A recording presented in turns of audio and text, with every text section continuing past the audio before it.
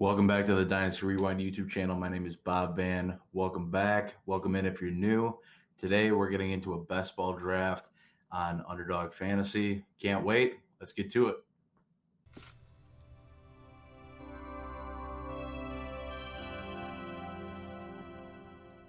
We are going to hop into a draft. We're going to hop into this $5 12-team draft. We'll get into the best ball mini draft at some other point. But for now, we're just going to rock a regular $5 draft. And we are hopping right in. We got the number 2 draft spot. So the draft will be starting very shortly, I believe. Yep, 45 seconds. So like I was saying with the Best Ball Mania draft, that's a $25 entry. It is a huge, massive draft, though. $1 million, over $1 million in prizes being gifted out to winners, so on and so forth. But we're going to hop into this and basically try to, win our draft outright. Cool thing about Underdog Fantasy, again, is basically you hop in, you draft, and you're done. There's no in-season management. There's no trading. Which I'll argue is part of the fun, but there's no trading. There's no anything, no waivers to worry about. You draft, you do all of your fun in the off season before the season gets going, and then you really get to just kick back and focus on your home leagues and stuff like that during the season. So we are in it. We're going, and we'll see what follows us. I'm assuming he's going to take Christian McCaffrey if he doesn't time out. And if he does, in fact, take McCaffrey, I'll be looking at Dalvin Cook or Derrick Henry as my 102. And I'll probably lean towards Derrick Henry personally. Derrick Henry it is. So I'm going to take Derrick Henry here. What I've learned so far in these best ball drafts is you want to hit running backs early and you want to hit them hard. Running backs dry up really quickly, whereas wide receivers stay on boards till forever in the draft. So I'm going to go with Derrick Henry over Dalvin Cook. Solely because Dalvin Cook's always had that injury history that kind of worries me, whereas Derrick Henry's been such a solid baller, after, finally getting his opportunity after DeMarco Murray left Tennessee. And, he's King Henry for a reason. I don't necessarily expect him to have 2,000 yards like he did last year, but, with a guy with that production, just after the Julio Jones trade, that's only going to make that offense stronger. If you think that Julio Jones hurts Derrick Henry anyway, you probably weren't that high on Derrick Henry to begin with. So for me, Derrick Henry at the 102 is fine. I also would have been fine with Dalvin Cook. There's an argument there for sure. But for me, I'm pretty happy with my Derrick Henry pick. And when we get back around, we'll hopefully be able to snag another running back. If I can go 3 strong running backs to start, I'm feeling pretty good with the rest of my draft. I'll probably try to, draft a couple more later round running backs that have some upside in a week-to-week basis. But after that, wide receivers, tight ends, I'm just going to basically use a shotgun effect and hope for the best in a way. But we see Travis Kelce go off the board at the 1-7. That's wild. That's somebody who definitely doesn't want to screw around with tight end later in the draft. Then we see Tyreek Hill right after. I wouldn't say early. Like I said, with the running back still on the board, Zeke Elliott, I would go over him. Nick Chubb, I'd go over him. Aaron Jones, maybe. I think he's still solid. And then we see Cam Akers go before Zeke Elliott and Nick Chubb. That just blows my mind. I like Cam Akers, don't get me wrong. But him over Elliott, Nick Chubb, even Aaron Jones, Eckler, I'm tossed up between the two. But that's a tough look for me. Hey, man, but go get your guy if you think he's going to be the next Todd Gurley, how Todd Gurley was before he's now Todd Gurley. You go have at your guy. Zeke Elliott at the 111 is amazing value. Nick Chubb at the 112 is solid value. And then he gets the double tap running back here. Probably, I would assume it goes Najee. Not a bad pick. Nick Chubb and Najee, that's going to be a huge volume play at the worst. Nick Chubb has been, damn near is a top 5 running back in this league, in my opinion.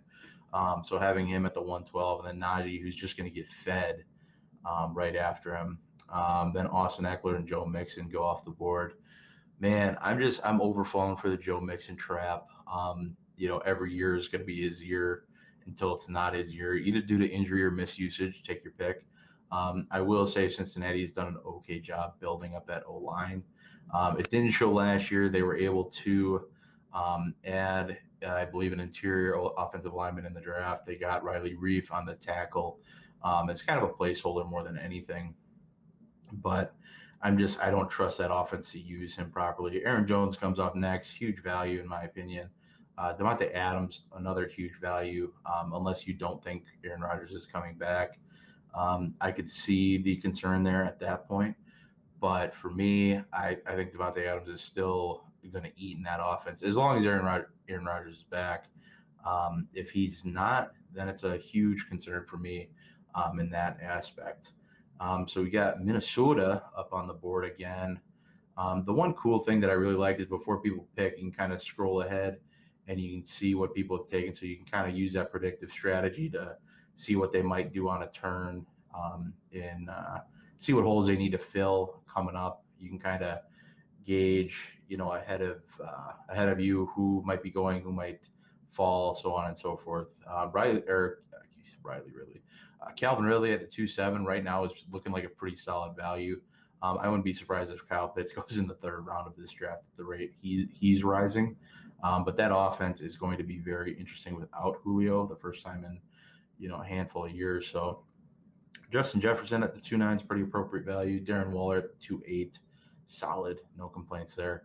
I'm hoping I can smash Antonio Gibson here. And then, yep, I get to smash Antonio Gibson. Sweet. Good deal.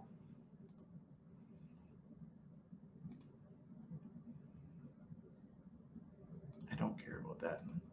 Cool thing is they have news stories in there, even though you don't necessarily want them. But then I'm hoping I can tap another running back if I can. I don't love it here, but I'm going to go Swift here with my next pick. Stop. Why are you showing me that? I'm going to go Swift here with my 3-2. Triple tap running backs. Like I said, we'll see how it shapes out, but I'm pretty confident I can grab a handful of good wide receivers in the next round and the following round, probably the round after that, and then be able to supplement quarterbacks and tight ends through the rest of the draft. Like I said, running backs just go crazy. I was talking with my buddy Dan Rozier at the B League Says on Twitter, and he had checked the math. In the top 50, it's like 28 running backs on average. So over half of it's running backs, then the rest is quarterbacks, wide receivers, and tight ends. So running backs go and they go quick, and then you kind of have to pick your shots with who you get later. Later, I'll definitely be targeting Nyheim Hines is a favorite. J.D. McKissick, I don't like J.D. McKissick as much as this one because I already grabbed Antonio Gibson. But all in all, I'm going to be heavily trying to get Nyheim Hines on this team. I think Nyheim Hines offers a lot of upside going forward. Tune in to the podcast tomorrow, and you'll probably get to hear a little about Nyheim Hines. So you see D-Hop, DK Metcalf, Miles Sanders, Kyle Allen, close. I hope he's not going at 3 and 3.7 in any draft. Keenan Allen, CeeDee Lamb, and then we got Drew L on the board, who's already grabbed 2 running backs. I assume he'll probably pivot with what's left on the board. I do love David Montgomery here. David Montgomery is shaping up to be a stupid good value in best ball right now and in drafts in general, because you can probably take this ADP, especially when more and more ADP gets, or more and more drafts happen. You can probably take this ADP to the draft. People take this to the bank. Excuse me. People are putting money down on these drafts, and that shows that they're not just here for fun. I mean, there's obviously fun to it, but it's not. They don't just necessarily want to piss money away, when they could be, winning. They're playing to win, so that the draft is actually going to be very right forth in terms of realisticness, I guess you could say. We see the quadruple tap all around at wide receiver, kind of a heavy wide receiver run. I'm still not worried. We click on the wide receiver tab. We still got all sorts of guys that are, worth having as if you can get, 5 wide receiver twos on your team, you're going to be sitting pretty either which way. So I'm not too concerned there. Tight end is going to be more of a concern. Personally, the last tight end I really want to draft this early is probably TJ Hawkinson. Mark Andrews, I'm not high on this year. They added a lot of other wide receiver talent, so I'm not as high on him as I have been in the past. And I'm not here to crap on Lamar Jackson. He's actually turning into a value at his current ADP, but especially with that rushing upside. But with how that offense is shaping up, they're actually adding wide receiver weapons that Lamar Jackson can throw to, and there's 2 ways that can go. That can either go where it opens up the offense and it's more efficient, it gets more passing opportunities. I don't think that's the case, especially with how much they run the ball already. If anything, it's just going to kind of spread out the passing targets that are already there. And I think that takes a lot away from Mark Andrews, so I'm not huge on him. But like I said, Kyle Pitts and TJ Hawkinson are the last tight ends I really want to draft here until probably the 8th, 9th round, and then I'll just stack wide receivers and running backs. Maybe a quarterback if one falls at value, but I'll probably just stick to running back and wide receiver at this rate. We'll see what happens coming up here, up in a couple of picks. Robert Woods is one of my favorite targets. In the 4th round, that's stupid value. Mike Davis is turning into a value. I'm shocked they haven't added another running back to crush the hopes and dreams of all Mike Davis owners. But hey, it is what it is. So we'll see what falls here. If Etienne falls, I'm super tempted to go with another running back. Call me crazy, but man, I have a tough time. They're putting me in the position. Man, I have a tough time not pulling the trigger on Travis Etienne at this point. One thing I'll say on the desktop is try to star your players, use the queue, just in case, because I've had a couple times where I'm talking now, especially, granted, you won't necessarily be talking in your drafts. Hopefully not. But where I almost missed the clock because I'm trying to talk to you guys and do the draft. But I'm going to take Tyler Lockett. I'm still a firm believer in Tyler Lockett. He's definitely a boomer bust wide receiver, but I'm okay with taking shots on those guys in these drafts. Ultimately, you want the guys that are going to put up the most points, especially when my wide receiver room is looking kind of volatile at this point. You look at my team build, I'm going, I could probably, if it wasn't for the double 9 by week 9 stack, I could probably punt running back the rest of the draft, but I'll have to at least address it with one more that isn't a week 9 buy. And that's why a player like Nyheim Hines hopefully comes into play, as long as he's not a 7 or 13 week buy, which I'm sure he is. That would only be fair.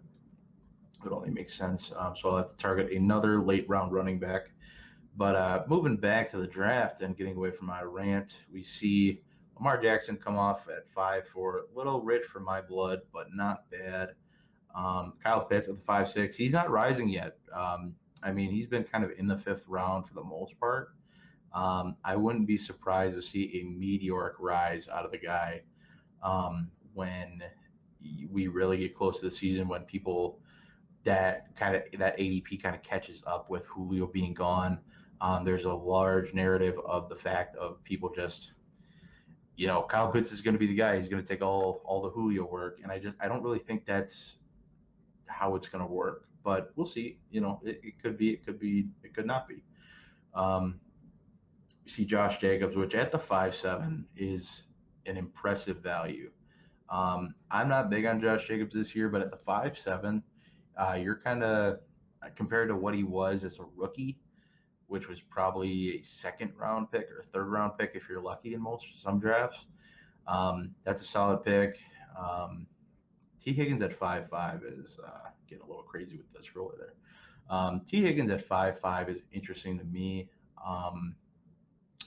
I think that somebody's still kind of sticking to the ADP. I don't know. I'm not that. I would be hesitant to take him over people that are on the board already. But Kyler Murray, another guy I'm just not high on. We're kind of coming into a point in the draft where you're going to be forced to take some ugly picks or picks you don't really love, and then the value kind of perks back up later in the draft. Very cliche, but be patient. Let the draft come to you. Um, if you can avoid reaching throughout the draft, I know there's that whole get your guy narrative, but with the ADP right now, you can actually kind of sit back and just take what the other players in your draft give you. Like I can guarantee Hawkinson's going to be gone by my next pick. Everybody's tight ends are pretty much full except for these two guys coming up. I think everybody else. Oh, you have no.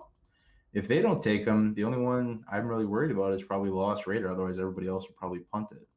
But who knows? We'll see. I doubt it. Yep, there he goes. I shouldn't even got my hopes up.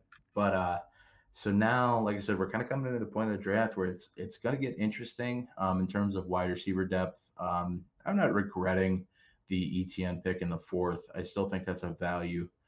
But based on my team build, a little concerned. But I'll like I said, the wide receiver depth is so good. If you can almost just like I said, take a shotgun approach to wide receiver to some degree. And if your running back room is good, I mean, you start two running backs, you start three wide receivers, you start a flex, you start a tight end, you start a quarterback.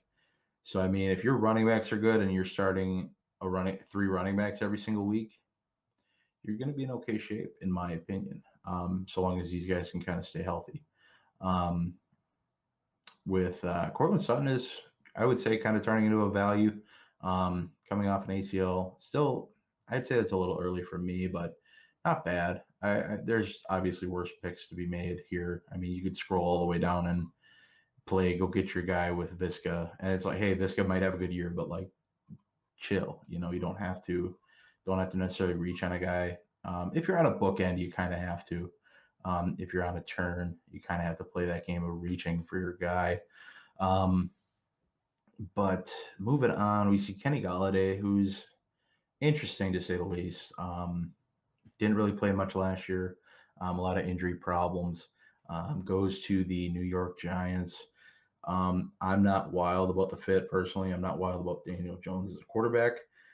So for me, I'm uh, I'm not going to have many, if any, Kenny Galladay shares. Now I'm looking up. I'm pretty much have to go wide receiver. I don't think there's any other if and about it. I'm gonna roll with. I think I was really hoping Chark would fall, but I'm gonna roll with Tyler Boyd.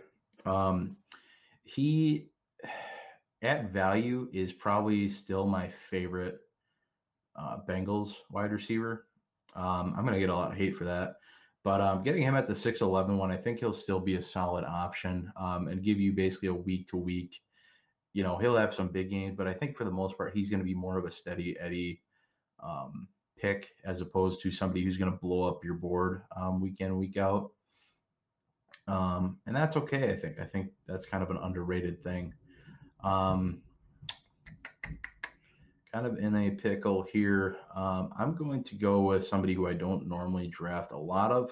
And the one big bit of advice that I'd have to give with these drafts is diversify your portfolio a little bit. Draft people you don't normally draft.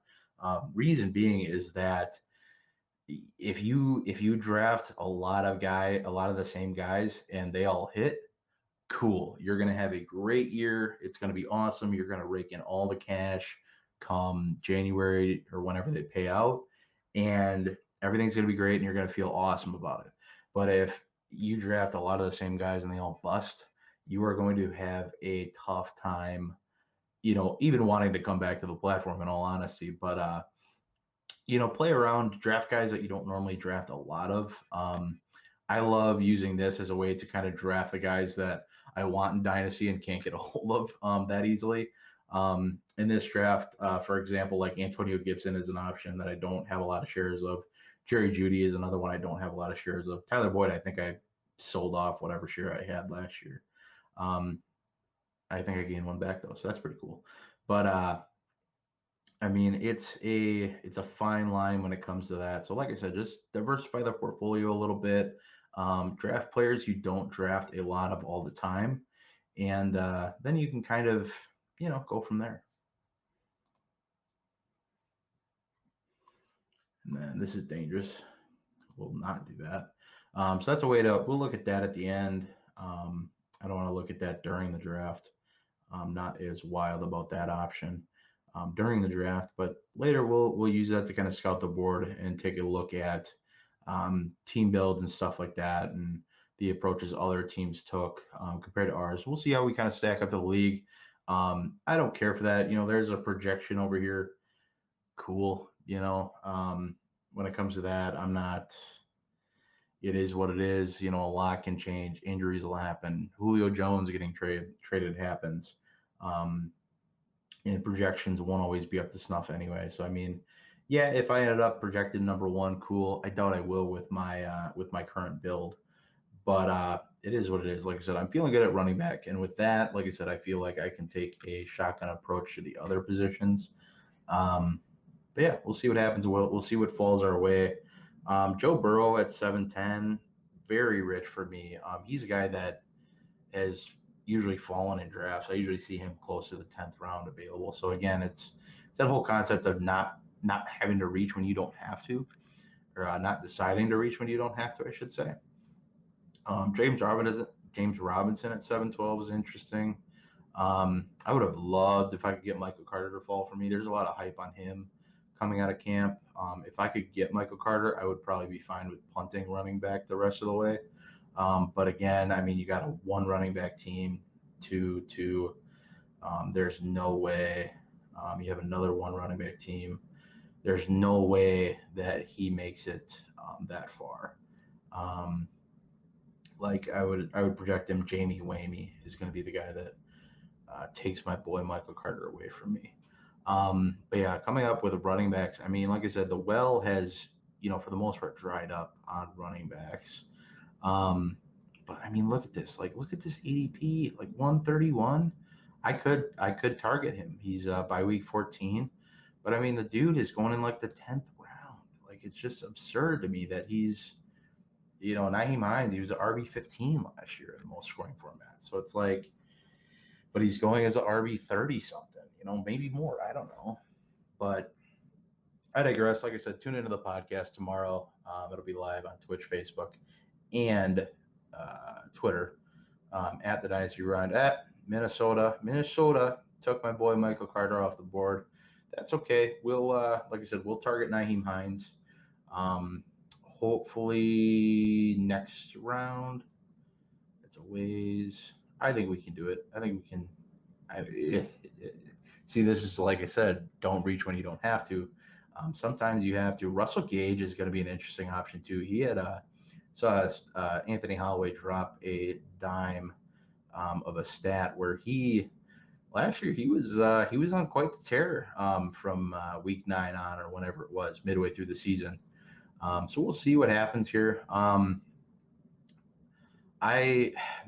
This is kind of what I was talking about, where the draft kind of gets ugly and you have to take players you don't like. For at wide receiver, I'm just not really thrilled. Quarterback, tight end, I'm probably going to auto here. Get Curtis Samuel just in case. Yeah, man, it's a tough world to live in right now. Give me Corey Davis, quick. I'm big on Corey Davis, so I'm fine with that. I'll hopefully pick Corey Davis. Yep, Corey Davis, good deal. All right, good deal. Gives me some more time to look at the board and decide if I want to reach on Nyheim Hines here, which I think I'm going to. As much as I hate to.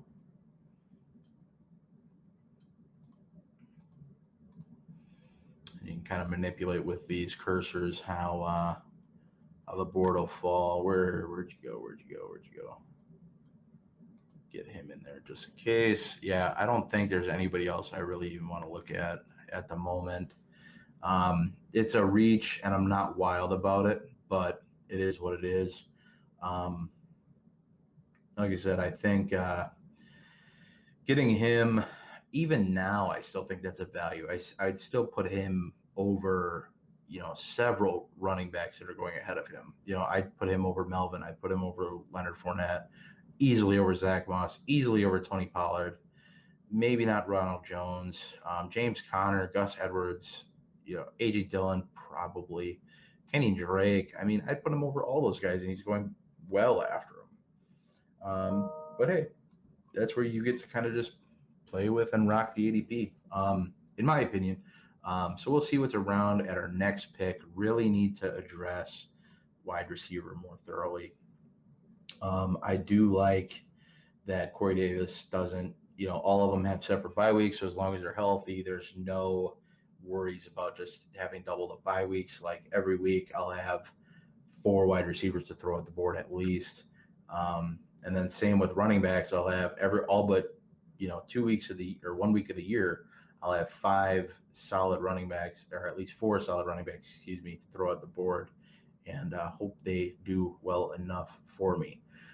Moving on, not seeing a lot of great picks go off the board. I definitely don't. I'm not the missing out on Pittman, Fournette. Fournette, I think, is probably the highest upside of the bunch right now. Mike Williams, sure. He has some boom potential, but his injury history is just god awful, and he just hasn't taken that next step. I think he has all the talent in the world. He just hasn't gotten there. I mean, there's a reason he was drafted at 6 overall, 5 years ago now, I think. But that injury history just hasn't been good. So it is what it is. Moving on, Trevor Lawrence comes off the board. Quarterbacks are getting kind of not great. If I could get Justin Fields, I'd be pretty pumped about that. I'm a big Fields fan. For being a guy that is a Packers fan, I like Justin Fields a lot more than I like to admit, and that's okay. I mean, he's a good player. I think he's gonna show the league and make people regret not drafting him. I think he's going to show up in a big way. So we'll see what happens there. But moving on in the draft, we see Mecole Hardman, another guy who just hasn't. He's drafted high. When all that stuff was going on with Tyreek Hill, he was drafted high and he's just never really performed at that level. I mean, he's drafted in the second round, speedster, special teamer, type, but just hasn't moved up to that next level of being a great wide receiver. And that is what it is. I mean, this year he's probably going to have the most opportunity he's ever had with Sammy Watkins leaving town, although I would argue that Sammy Watkins hasn't really played enough there to really take that much of a role from Hardman, which is why I wouldn't get excited about any other wide receivers on the Chiefs aside from Tyreek Hill and Travis Kelce. But it is what it is. We move on to Rondale Moore, another guy I'm just not high on. And going back-to-back Arizona players, not a fan of that move. Darrell Henderson, I don't get the hype. I don't get why we're drafting him. Noah Fant's a fine pick, especially now in the 10th round. Noah Fant's a solid pick. Moving on to Jamie Wamey again. We'll see. He goes. Kenny Drake, Minnesota is up. I should start looking at my next pick. Irv Smith is somebody I'm interested in pretty heavily. I think there's one player in the meantime who might try to grab him on me, but Ryan Tannehill is such a good pick right now. Such an undervalued player. In the 10th round, it's about right. I wouldn't say it's a steal, even though I just did. But I wouldn't say it's a steal. I think it's just a good pick. I think he's super underrated, but he's an awesome value. He started off his career with terrible play in Miami. Had a lot of inconsistency. Never had a lot of players around him though, and never had good coaching, so on and so forth. With that, awesome. I think I will have a tight end fall to me. Nope, I don't want Darnell Mooney. Thank you. Nope, thank you. All right. So yeah, I'm gonna smash Irv Smith here. And I'm kind of actually going to take the rest of the clock to look at my upcoming options. I think Marvin Jones might be a guy I target here. He's turning into one of my favorite old man steals of the year. So we'll take Irv Smith, smash that, move on. We will put Marvin Jones in the queue. I don't think there's anybody coming up aside from Justin Fields who I really would love to take here too. Now I'm at the tough decision of Marvin Jones. I already have a ton of Marvin Jones. I don't think I have any Justin Fields in this type of format. Russell Gage is also an awesome pick here. Man, oh man, it's tough. Tough. I'm going to go Justin Fields. I'm going to get a quarterback I like, somebody who I feel I can kind of lead my team a little bit. Like I said, I think it's definitely dangerous to go with him, because he's not necessarily guaranteed to start yet. But I do think he's going to win out that quarterback battle. I now have one at every position at least. Need to address wide receiver, need to address quarterback at least one more time, probably twice. Tight end, kind of the same deal.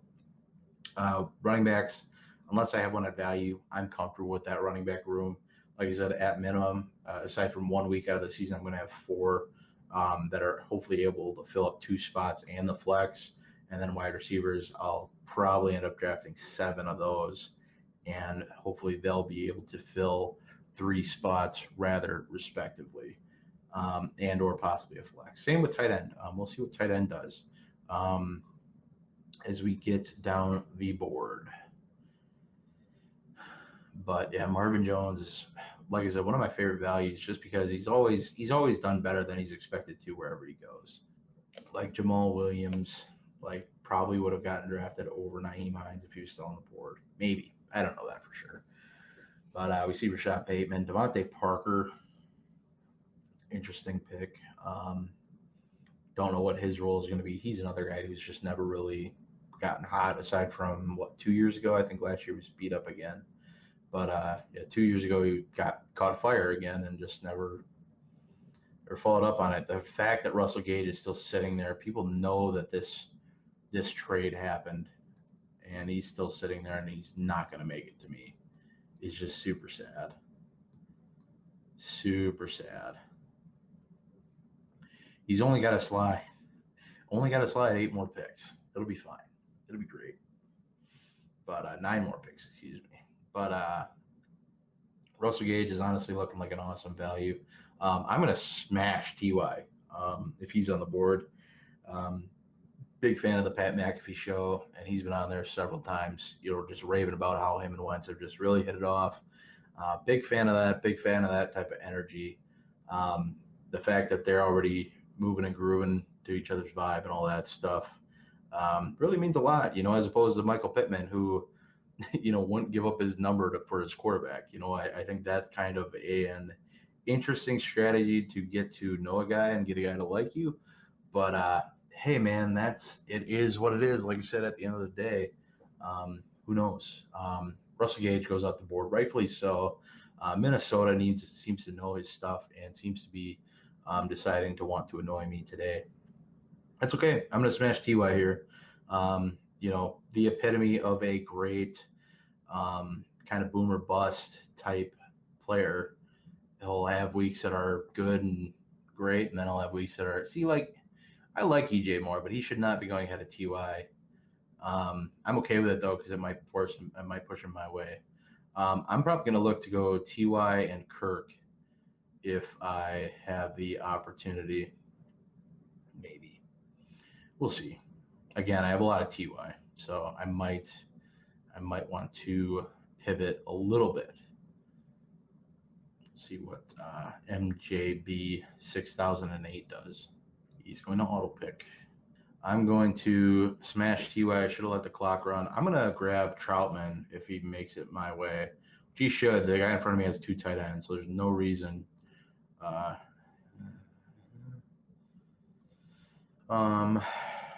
I think quarterbacks might slide, but I doubt Troutman will.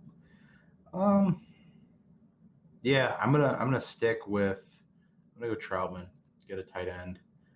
It's a little early for my liking. I mean, early 13th round, kind of early for a tight end, but is what it is. I'm gonna hope Carson Wentz makes his way down to me. It'll give me a little baby stack with not only Nyheim Hines but also TY.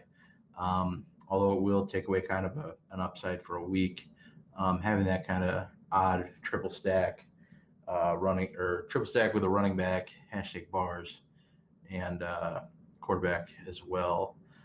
But we'll see kind of how the quarterbacks shape up. I think the fact that these guys have quarterbacks, I could go check their teams, but I don't want to get lost in the thick of it during a draft. The fact that these guys have a quarterback already tells me they might have picked early. But this guy, there's no way this guy takes a quarterback. Like, he's probably looking at Blake Jarwin for some reason. Hunter Henry, I think, is a great pick here. Gronkowski, man, I can't get behind him anymore. I used to be the biggest Gronk fan, and I'm just not anymore. I'm just over it. Man, this guy has 4 quarterbacks on his team, and I think that's a little interesting. He's going to have a great quarterback every week, which is cool. I mean, but I think, what good is that for you? Christian Kirk is somebody I also have a lot of shares of in best ball. I don't think his story's done over there. I think a lot of people are concerned that Rondale Moore is going to actually take and do a lot more damage than he is to Kirk's role. But if Kirk can stay healthy, big if there, I know. But if Kirk can stay healthy, I think he's going to be an asset to that offense who really might be able to get clicking with a better defense, who can kind of keep the ball with the offense as opposed to, keeping the offense cold all the time. But we'll see what happens. We got a lot of teams with 1 quarterback, but I know the Wentz hate is so real. So there's a chance that he slides. I doubt it. Not going to get my hopes up. I know a lot of people only liked it, and there he goes. All right. Well, at least he didn't go to the other guy with who already has 4 quarterbacks. All right. So that puts me in a bind. Definitely need to go quarterback, even if it's going to be a reach-a-roo here. Man, Deshaun Watson is tempting, even though I'm not sure he'll even play. But either which way, man, I don't want anything to do with Daniel Jones. Thank you for taking him off the board for me. Man, I think I'm tempted with Zach Wilson. If I take Zach Wilson and stack him with Justin Fields, I'm definitely taking another quarterback. That's a life I don't necessarily want to live, is a life with all of those quarterback concerns. There are a bunch of rookie quarterbacks going at it, and that third one wouldn't be Deshaun Watson. I think it'd probably be more like a Derek Carr pick, but who knows? We'll see what happens. We'll see what's on the board when we get up. But like I said, I think there's a darn good chance that I make some interesting decisions coming forward. Oh man, so we saw a bunch of tight ends go off the board. I was thinking about Hunter Henry there. Gerald Everett is interesting. Probably one of the last. Cole Kmet's actually an interesting one too. Would also give me kind of a little stack. I'll put him on for my hopeful next pick. Now that I think about it, and then the rest of the picks will be just tight ends and wide receivers. I can't go anywhere else. If I'm able to grab Kmet here, which I am. So just kidding. I'll need 1 quarterback for sure. So let's go. I'm going to go tab quarterbacks I'm okay with having. Jared Goff, not wild about it, but at this point, don't have the luxury to take Deshaun Watson with my build. I need to address wide receiver as well. Wide receivers I like. Kadarius Toney I'm kind of interested in just because of the fact that the NFL liked him enough to have him well up on their boards, whether they knew it was just the Giants that had him high on their board, whatever the case is. And I think he's an interesting player. I think he's a little underrated. Van Jefferson's an interesting pick. Kind of. I don't know why. Yeah, I'm taking him off. Sorry, Pork. I'm going to get a lot of crap for that one. Amari Rodgers is an interesting pick as well. I think if anything for the fact that I was kind of high on him coming out, and then he went to my Packers, so I'm a little biased there. But I mean, he was drafted in the 3rd round, has a lot of tools, I would say, that can be used in a lot of ways. I think that's something that LaFleur is really going to like. Man, Derek Carr goes early. So I'm really going to have to go with Goff, excuse me. If he makes it my way, I mean, 2 quarterbacks, 3 quarterbacks.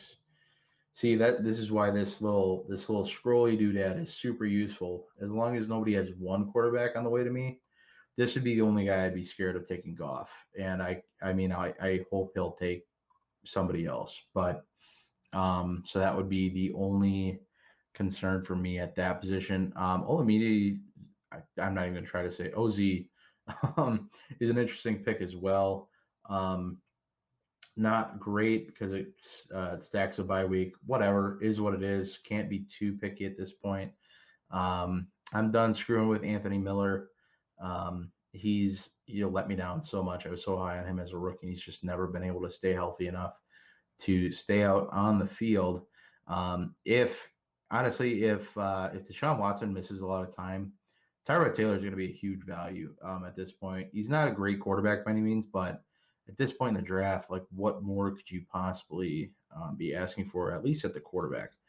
Drew Lock is super interesting too. This late, I'm not going to draft him, but unless I have to, I might have to. Who knows? I might have to take my shot between. Is Jameis even still on the board? I might have to hope on a prayer on Taysom Hill. I might just have to, roll with my 2 rooks. I don't know. We'll see. I'm not necessarily in a position that I want to mess with having. Oh, man, there goes. I probably just won't draft another quarterback then. It's dangerous. I mean, honestly, it's giving me at least 5 weeks for the Justin Fields party to start. So I'm not wild about it by any means, but I think there's a chance that happens. Man, that sucks. If it weren't for this jackwagon taking 4 quarterbacks, it just blows me away. Just completely neglecting running back. He has 3 running backs. That's crazy. Whereas this guy has 6. I have 5, but I feel really good about my 5, so I'm not super concerned. Since we're punting quarterback, we're punting that too. Sterling Shepard's kind of interesting. Crowder not as much. I'm going to take Shepard here, I think. Yeah, definitely. There comes a point where the least sexy picks are the picks that end up being the sexiest.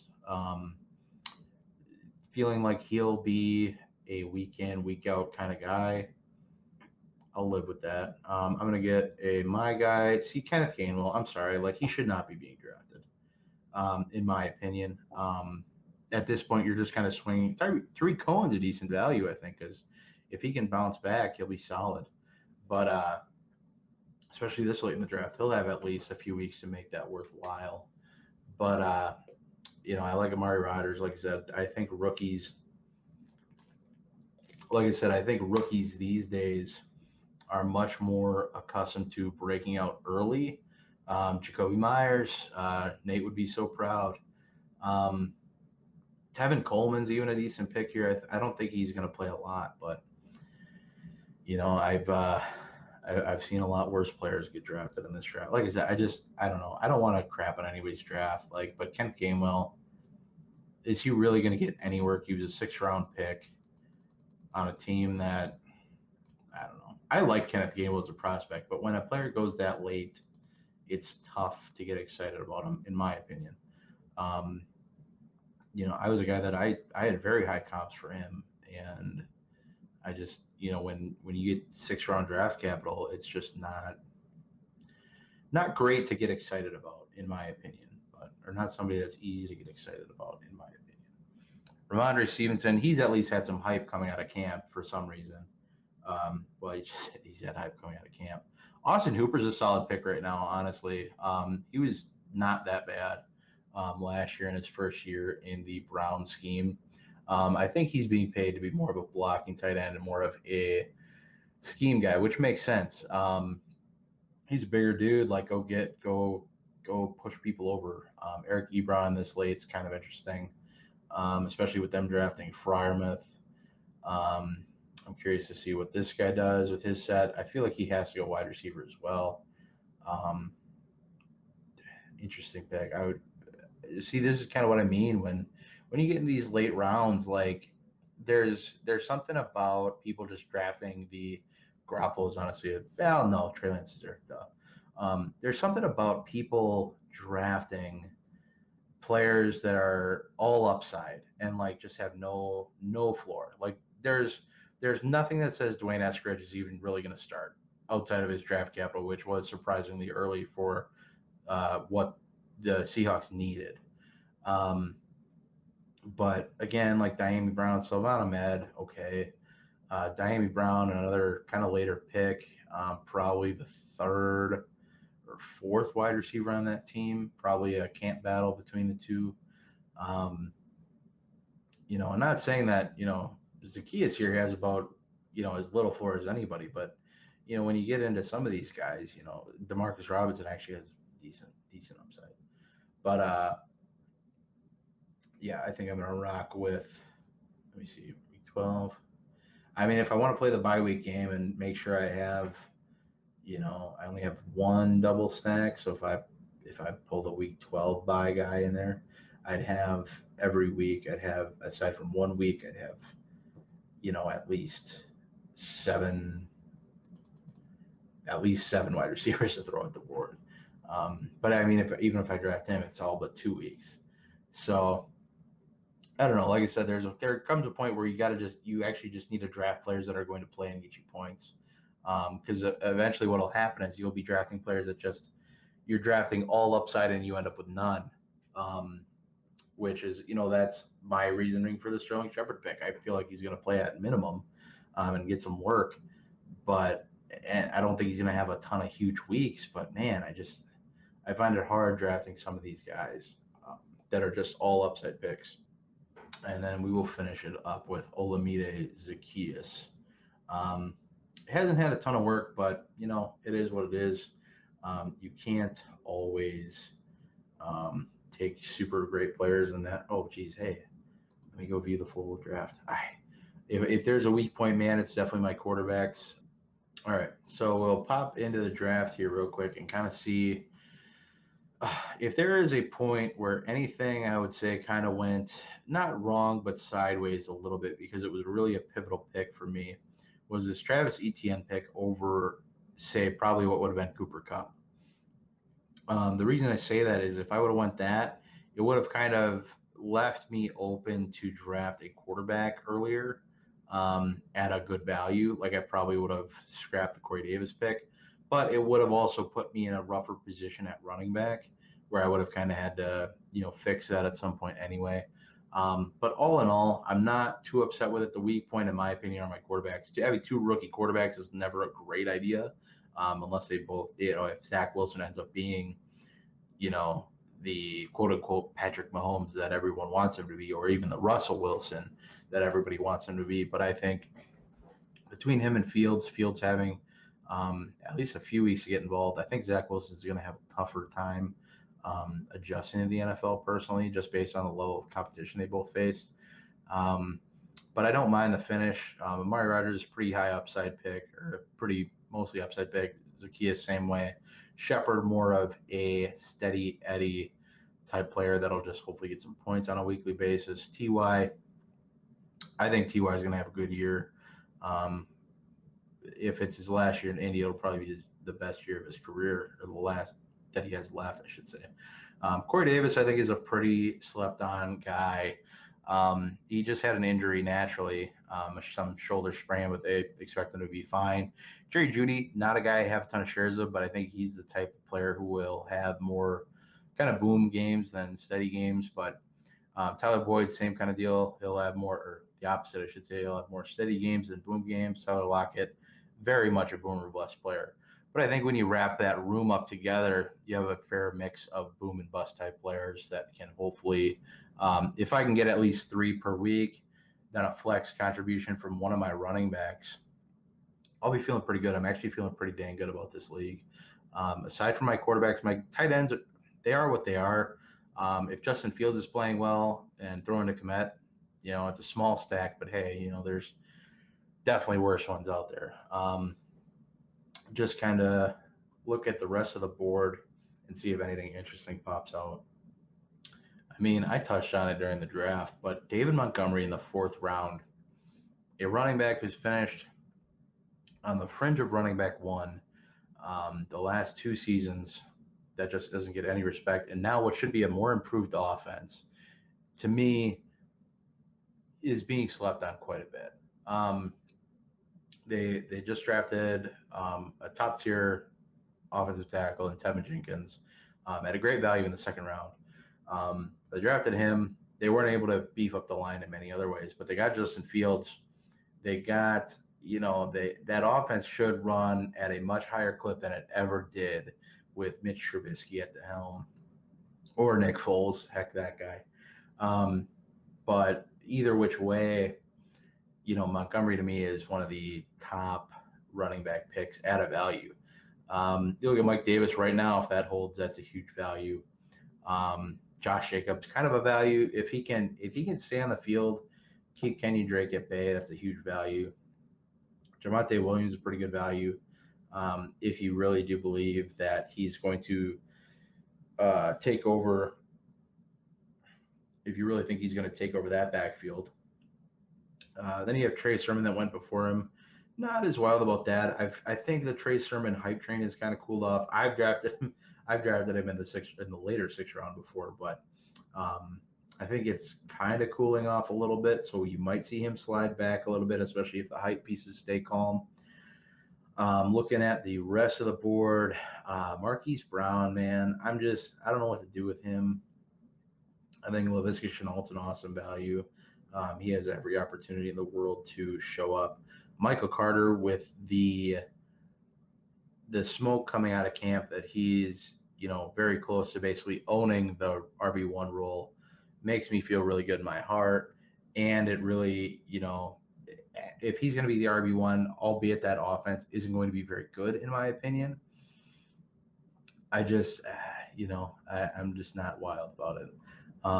But I mean, you look at, okay, so let's look at this guy's team makeup. So when Travis Kelce in the 1st round, A.J. Brown, Keenan Allen, then started diving into running backs, went David Montgomery, Josh Jacobs, Michael Carter, which I think is a value, Tony Pollard, A.J. Dillon, Jamal Williams, and then that was it. So you compare those you compare those 6 running backs to my 5 with Nyheim Hines and these 4 studs. Okay, and then you compare wide receiver rooms. I don't think, and then you take Mo Alley Cox as your tight end 2. Granted, you're never going to use him outside of maybe Kelsey's bye week. So that's fine. You did the right thing there, punting that. But I would have much rather, take a Zeke there, take a Chubb there. And then you could have, used one of these picks probably to fill your tight end slots. But I digress. I don't, like I said, I don't want to kick apart people's teams or anything like that. But this is just stuff that I'm seeing that I would like, to shed some light on why some things might not work. Hey, it might work great for him. I don't know. I don't think it will.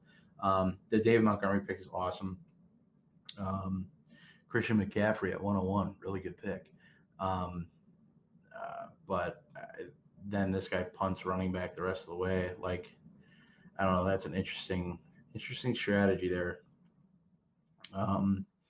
I don't know. I mean, I definitely was the heaviest investor in running back. There's no doubt in that. Like I said, though, with how running back goes in the 1st rounds, there's 1, 2, 3, 4, 5, 6, 7, 8, 9 in the first, out of the first 24 picks are non-running backs.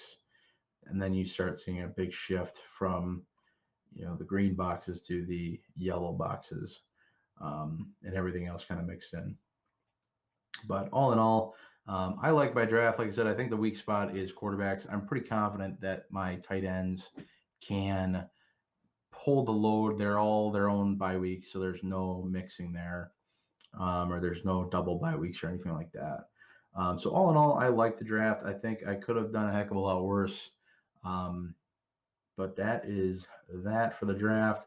The one thing I'll show you quick before we wrap this up, we'll go to this, we'll go to drafts completed, and then we'll go to this exposure tab. and you can kind of see after you draft, it'll update basically where, where are you putting all your money for one, and then, how many of these players have you drafted? So like I said, if I'm hyping up players, it's because I actually believe in them, and this is a way to put your money where your mouth is. When in terms of, like David Montgomery, like I said, I think he's an awesome value. I got him in every league except that one I just did. Amari Rodgers, same deal. Tyler Lockett, same deal. Nyheim Hines, I'm shocked I don't have him all over. Christian Kirk, like I said, Adam Troutman. I'm surprised I'm actually have as much of him as I do, to be honest, because I'm not super high on him, but I think when you can get him at a value, he's worth a shot. Derrick Henry, have him half and half. Robert Woods, half and half. But like I said, you look at, you can kind of look at this and, you can use it as a way to, hey, I have a lot of this player. You can kind of pivot, or hey, I have not enough of these players, but I like more. It's a way to kind of target, so on and so forth. You can kind of build your draft scheme from there, kind of go from there. But and then even up top, you can see how many teams, you can see how many quarterbacks you have, or what your kind of spread is through the drafts. I'm not sure. Yeah, so it'll do it by how many different tight ends you have, not. So I mean, I would argue that you want to get these numbers kind of as high as you can, that you have different positions that you're targeting, or different players at the positions you're targeting, and then you can kind of that way, and then you do a steady mix of those. You're not drafting all the same players in just different drafts. Um, you're kind of getting a mix of the players. Still draft players you like, but try to mix in players you aren't necessarily super high on, and then you might be delightfully pleased later. So that'd be my only bit of advice. I think the last bit of advice. Like I said, that is it for the draft today. I hope you enjoyed. I hope you received some value, some good knowledge at how to kind of attack your next best ball draft, especially get over to Underdog Fantasy. Use promo code REWIND. You'll get $25 kickback when you make your first deposit as a new player. And use it for Best Ball Mania. Use it to get into $5 drafts. You can do slow drafts. You can do fast drafts. Whatever is kind of best for your time. If you got a half hour to kill, hopping in a fast draft is the best way to do it. If you just want to get into a draft, do it at your own pace. You're super busy, whatever. Slow draft might be more your vibe. Whatever it is, get over to Underdog. It's a blast. Use promo code REWIND and have a great one. Leave a like. Later.